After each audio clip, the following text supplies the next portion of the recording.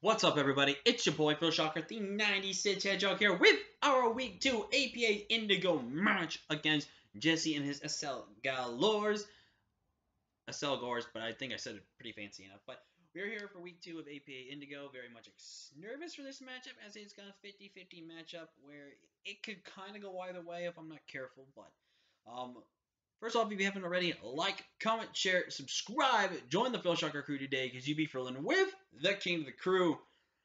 So looking at the match, if you guys didn't check out the team builder, definitely go ahead and check out that team builder because it is very, very, very, very important to know what we are bringing, why we are bringing it.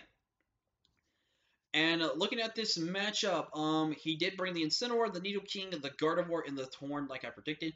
Did bring Ursaring though, which I'm a little surprised about. Keldeo, I think, was something that could potentially come, but no Bronzong, which was really huge for my team. Really, really huge. It opens up a lot of more doors for my team. I literally just did this match, and I'm already forgetting what I thought he was also going to bring. Electivire.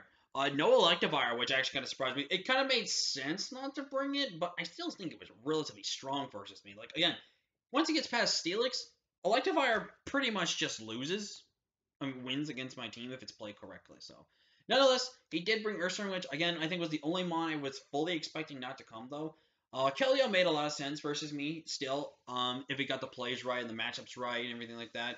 So, very much important on that note as well. So, and I'm not gonna lie to you guys, I kind of did like the WOLFY approach this matchup, where I didn't really stress about the game. I kind of just leaned in, think about my turns and everything like that.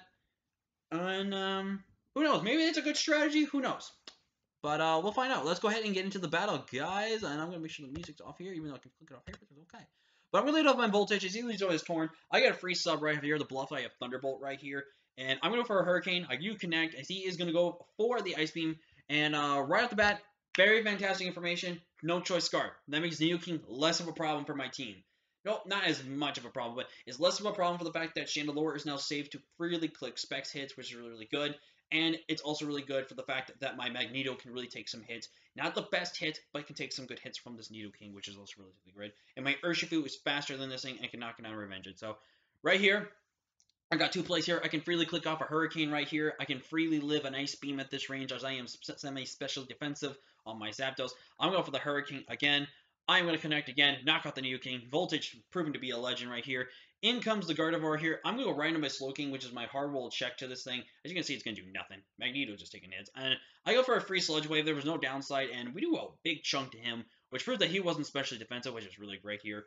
But I'm going to go for my Wutai here. I'm going to click U-turn here as he's going to hard swat up into the Tornadus. You know what was funny? I could have Wicked Blow that thing, and it would have knocked it out. Could have knocked it out, potentially. That was just really funny, that I got a free Wicked Blow right here. But right here, he's going to click U-turn. Do not get the static off, which is okay. I go for the Hurricane. Gardevoir's got to get big to him. Is confused. I lose nothing clicking Hurricane here. Again, there's a chance he could knock himself out, but he does get the free hit here. I'm going to go for another Hurricane here, as he is going to go for that. We land another Hurricane. I'm going to ride out my Steelix here, predicting him not to want to go for the Mystical Fire here, as I'm going to go in. Steelix was another hard wall counter to this thing. Mystical Fire, as you can see, we eat that up. Steelix picking up another KO for us here. In comes the Keldeo, which I think is going to go for the Seeker Sword here. There was one play where he could have clicked for the Water Move, but I felt like the Water Move was way too risky when I have Vaporeon still alive. When Vaporeon is still alive, I think you don't risk the Water Move on me because of that. So that was really good. And you kind of going to Slowking, because I felt like Secret Sword was more of the safer play. Knowing as I can't really risk my Chandelure coming in on this thing, which is very important to know. But in comes this. I go for another Sludge Wave here, as there's no downside. Do 50% to an Ursaring. And I'm not going to lie to you guys.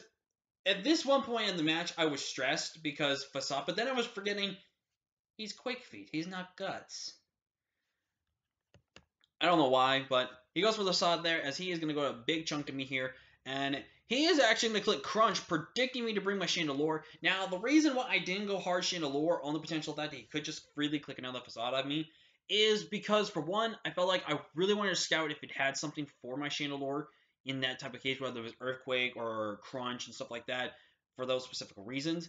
But seeing as he didn't, though, it was really good to know that because of the fact that, for one, I can live any other one hit that he wants to go for. I get a free wish right here, and he's most likely going to click Facade again on the next turn or click Crunch again. So what I get to do is I get a free wish off here. He's actually going to double out into the Keldeos. I get into my Steelix, and my Steelix is back to being full, which is very, very good for me right here.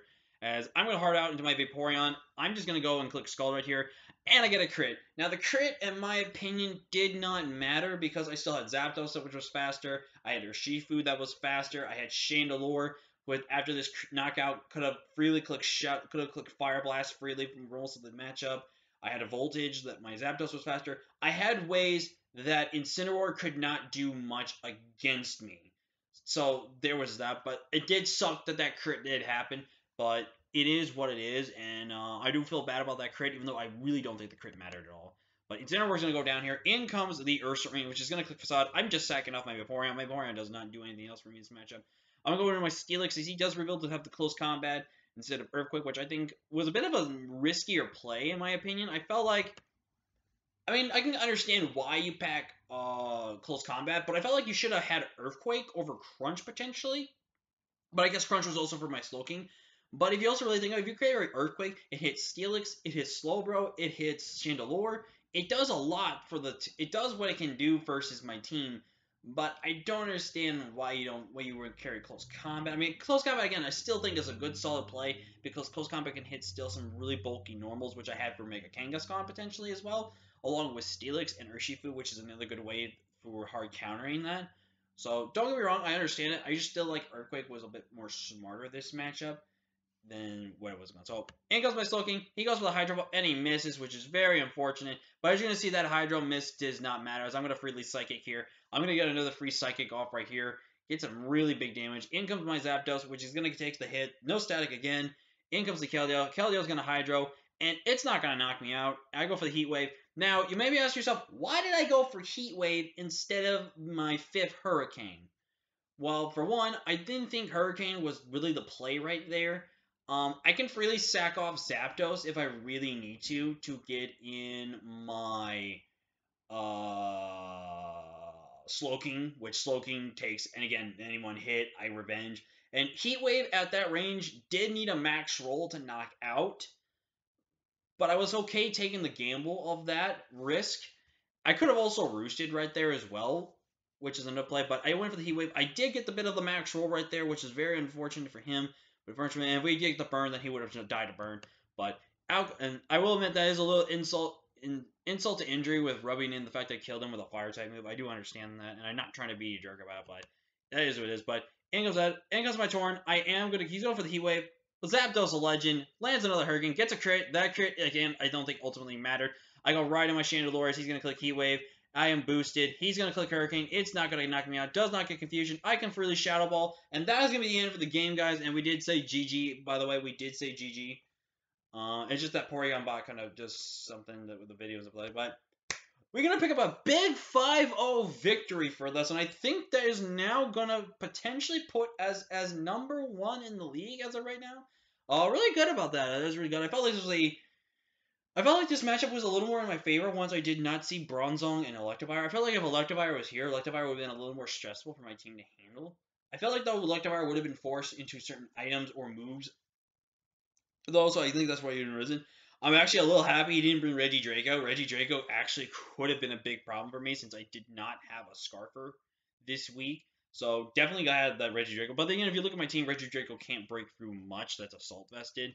And can't really handle the fact I have good priority on my team as well. So that is also what happened. But we picked up the 5-0 win, which is, I'm not going to lie, I think I could have played for the 6-0, but I didn't want to be a dick about it and everything like that. And plus, I'll take a 5-0. I've never really played for differential, but I kind of saw the opportunity to get it at that ending turn right there, as he was just going to constantly click Flash Cannon. If he had clicked U-turn, that would have been funny, but yeah, I went ahead and just made the best play, and I know that sounds a bit of a jerkish. I know I should have also clicked Fire Blast just to see if I could have landed that.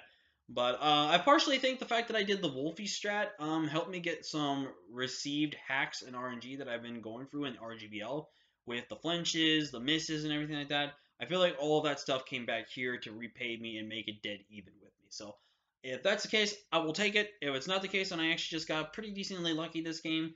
it is what it is. Or if maybe Wolfie's idea of just chilling back and just talking everything like that and just leaning into the camera and doing couch works, then hey, we'll do that. But that's gonna be it for me, guys. Sorry for rambling, but you know, me, I like to talk. But like, comment, share, subscribe. I'll see you guys next week. Until next time, I'm Phil Shocker, Nice Hedgehog. Peace.